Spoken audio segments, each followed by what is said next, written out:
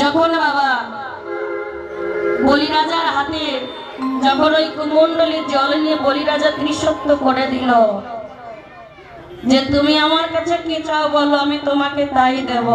তবে শোনো বলি, আমি তোমার কাছে কি চাই জানো? 3 পা ভূমি নিতে চাই। আহা, 3 পা মাটি নিতে চাই, একেবারে মেপে মেপে 3 পাই মাটি নেব। বলি রাজা বলছে, হাই কপাল, কতজন কত কিছু নিয়ে গেল, সত্যি একটা ছেলে এতটুকু পা, সে নাকি 3 পা মাটি নেবে।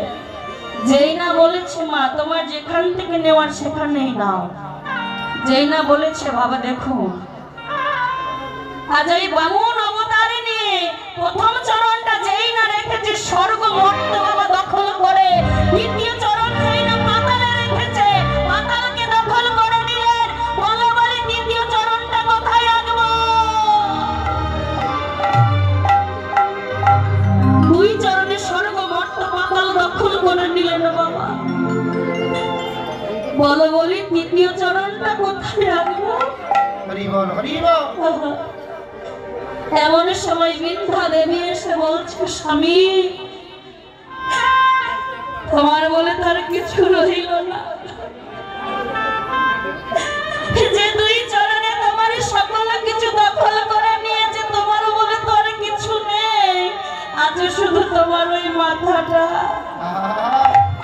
স্বামী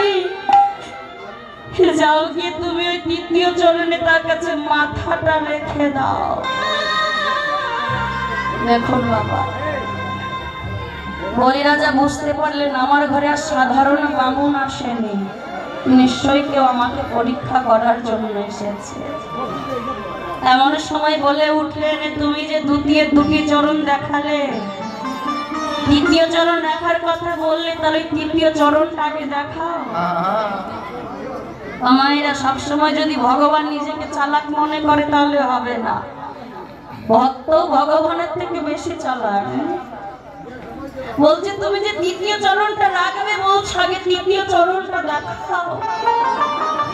বলা মাত্রই বলি রাজা সন্মুখে বামুন কি করেছে, তার পেটে থেকে একটি চরণ বার করে বলছে, বলো বলি চরণটা রাখবো কোথায়? এমন সময় একেবারে ওই বলি রাজা তার মাথাটা পেতে দিয়েছে, এখানে রাখো প্রভু। আর 3য় চরণটা যেই না বলি রাজার মস্তকে রেখেছে, বলি তোমার বলতে আর কিছু নেই বলি, এবার আমার কাছে কিছু শেষবারের মতো চেয়ে দাও। প্রভু দেবার মতো তো কিছু নেই, তাই তুমি যখন চাইতে বললে প্রভু, প্রভু আমায় চরণ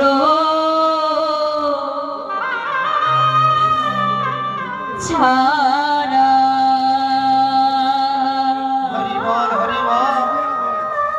চরণে ছাড়া করো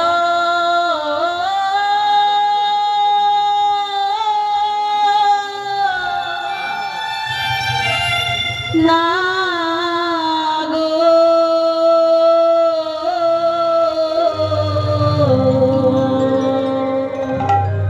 নিতাই গৌর হরি বল হরি বল।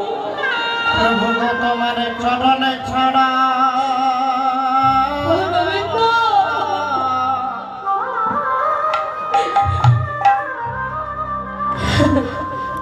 চরণে ছাড়া গুরু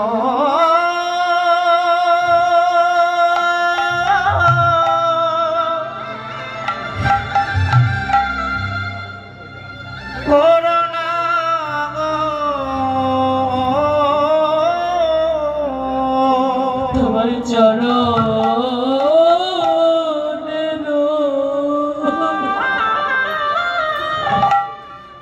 চরণের ওই পাশে রেখো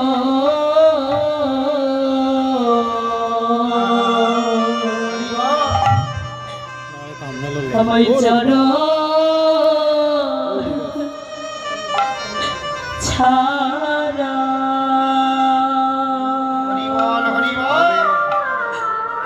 চরণে ছাড়া করো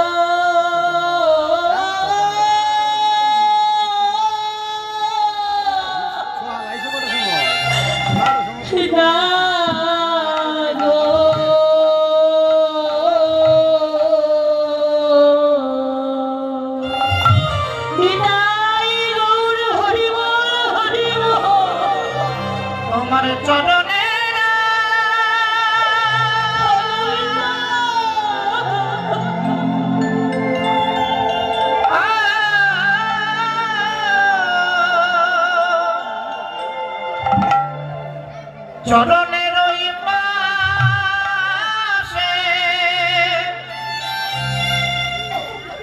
পাশে রেখো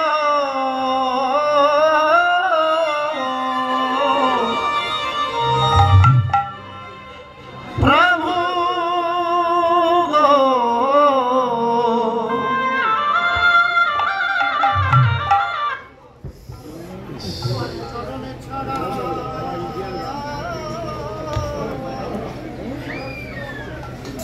বাবার সময়টা লয়ে গেল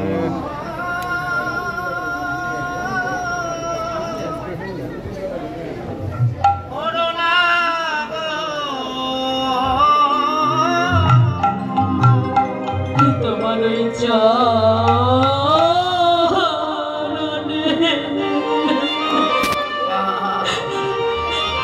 ওই চরণে আশ্রয়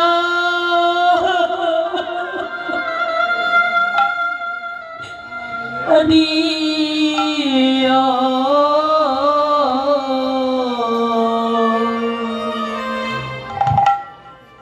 হাওয়াই চরণ ছাড়া চরণে ছাড়া করো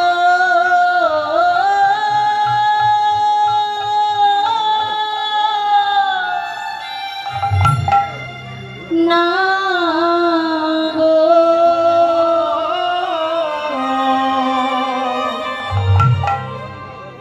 তোমার ওই চরণে নিতাই গৌর হরি বল হরি বল আমায়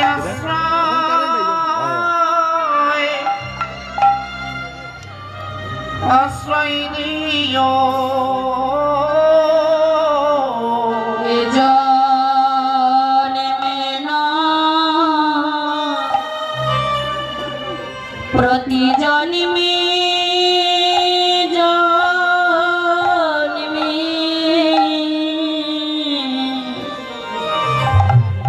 তোমার ওই চরণে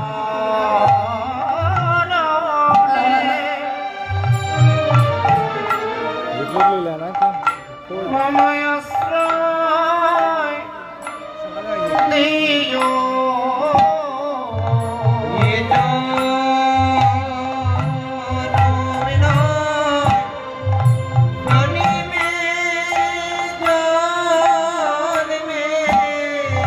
যেন তোমার চরণ ছাড়া করো না গো।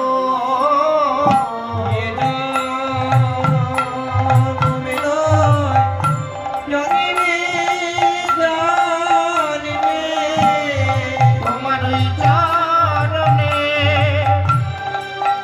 আশাধারী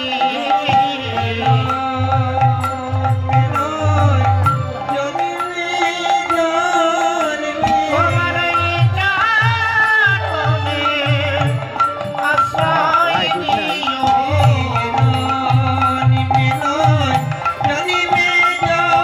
যেন চরণ ছাড়া করো না গো।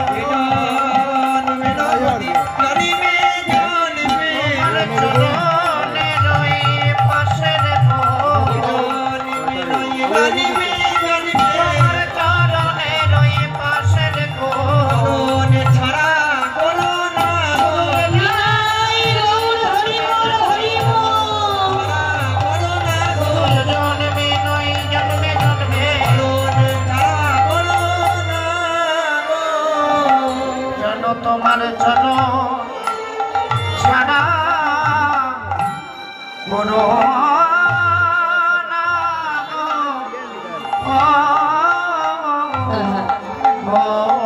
প্রভু গো, তুমি বললে যদি কিছু চাও আমার কাছে শেষবারের মতো চেয়ে নাও। ও প্রভু, তুমি যেমন আমায় ত্রিসত্য করালে, আজ তুমি আমাকে স্পর্শ করে বলো প্রভু, আজ আমি তোমার কাছে যা চাইবো তুমি তাই দেবে। আজ ভগবান ভক্তের ফাঁদে পড়ে গেছে বাবা। ওই বলি রাজাকে বলে উঠলেন, বলো বলি তুমি আমার কাছে কি চাও?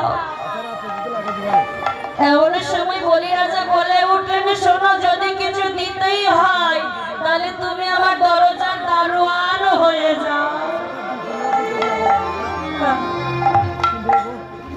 ভগবানকে দরজার দারোয়ান করে দিলেন বলি রাজা।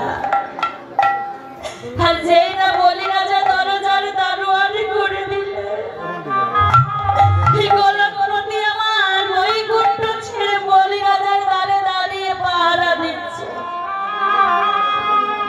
গোলকপতি যদি বৈকুণ্ঠে না থাকে, লক্ষ্মীপ্রিয়া নারদকে বলছে, নারদ তুমি তোমার ঠাকুরকে দেখেছো?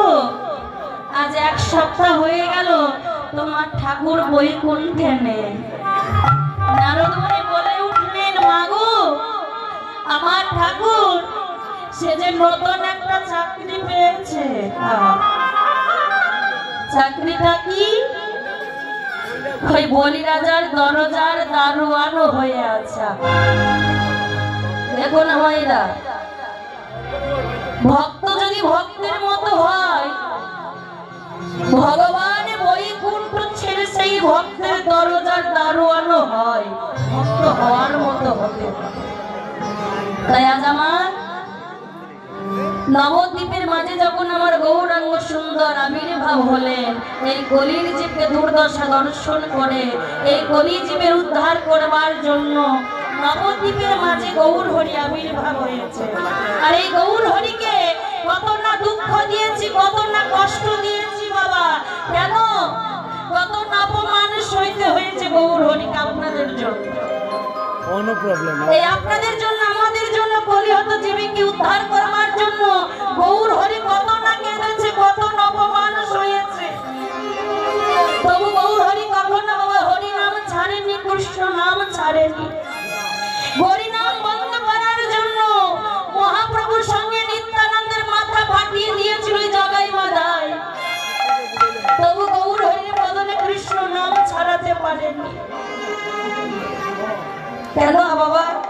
নিত্যানন্দের গায়ে জোর ছিল না? ওই যে জগাই মাদায় যখন নিত্যানন্দ প্রভুর মাথা ফাটিয়ে দিয়েছিল, নিত্যানন্দ প্রভুকে একবারই মারতে পারতো না? তিনি তো একবারই মারেননি বাবা। কেন? এই কলিযুগে মহাপ্রভু কোন যুদ্ধ করবেন না, কোন অস্ত্র হাতে নেবেন না, এই কলির জীবকে তিনি হরি নামের দ্বারা উদ্ধার করবেন।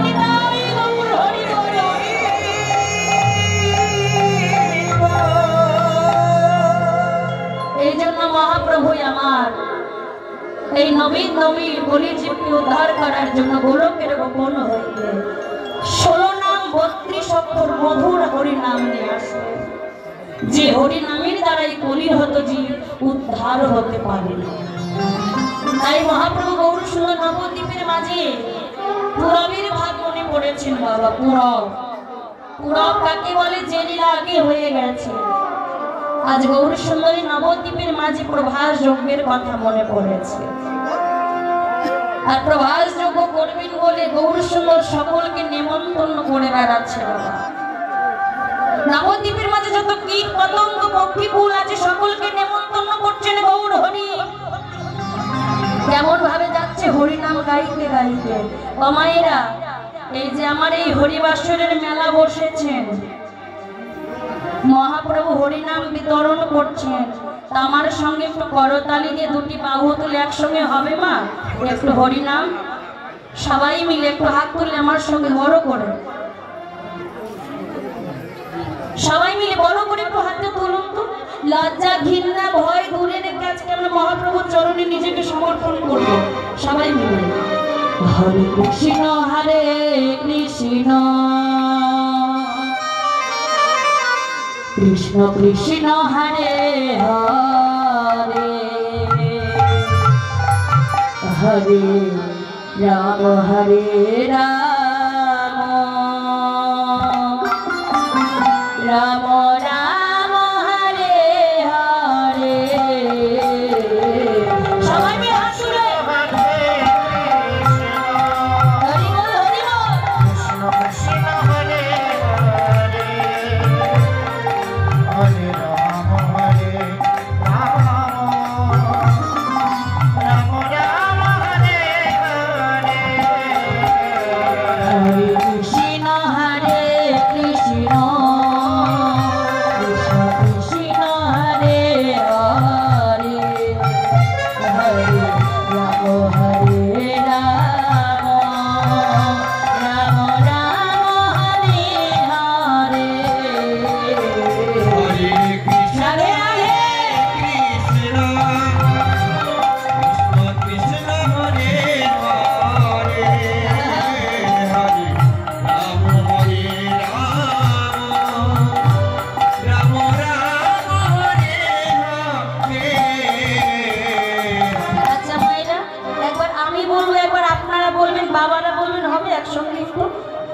ক্যামেরা দাদা ভাইদের বলছে একটু মায়েদের দিকে বাবাদের দিকে তুলবেন, একটু সবাই মিলে বড় করে হাতটা তুলুন দিকে একবার নামাবেন, নামিয়ে তখন বলবো। একবার আমি বলবো আর একবার আমার বাবারা মায়েরা বলবে না আমার সাথে সাথে, হরে কৃষ্ণ কৃষ্ণ হাতে দাঁড়িয়ে কৃষ্ণ হরে হরে হরে রাম হরে রাম রাম রাম হরে হরে। বলুন বাহ বাহ বাহ, কিছু নেই।